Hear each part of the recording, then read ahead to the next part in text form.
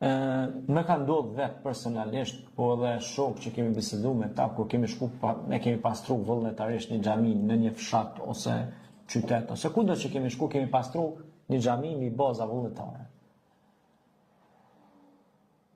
Na ka ndodhur mbrapa disa mirësi dhe disa begati për Allahut shumë mëdha që nuk mund t'i përshkruaj. S'kam fjalë që t'i përshkruaj. Ka shku dita mbar, na ka shku punë të marr, ka shku gjithçka mbar. Sepse çdo shibel që ti hjek pi shtëpisë Zotit e pastron, ki sevape. Sa ty falen njerëz, aty përmendet Zoti. Mu kujdes për shtëpitë e Zotit është mrekulli. Zoti ka përshkruar në Kur'an ata që po kujdesin për shtëpitë e Allahut, ata do të kenë shpërblim në këtë botë dhe në botën tjetër, sepse Allahu thot në Kur'an, ata vepër të mirë do të gjenden në xhenete. Përgëzoj ata që bëjnë vepra të mira, u bashiri alladhina amanu wa amilus salihat. Thot përgëzoj ata që bëjnë vepra të mira, se për ta është i bën gati xheneti. Por Allahu thot, ja ushton të mirat këtë botë dhe në botën tjetër.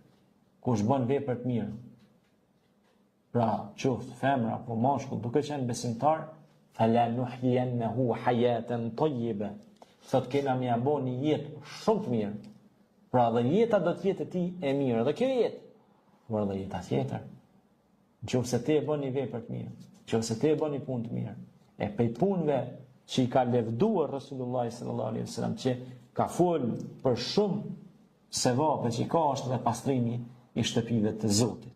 Andaj të gjithë ata që po na dëgjojnë këto momente, nëse në fshatin e tyre kanë një xhami, e shkojnë i hekin therrat rreth xhamie, e shkojnë e pastrojnë xhamin mbi baza vullnetare, ta dini se Zoti ka një shpërblim këtë botë në botën tjetër. Ne nuk presim shpërblim për jush. Pra Allahu thot, unë jam ai që ju furnizoj. Unë thot, ju ja ushtoj të mirat dhe për mirëve.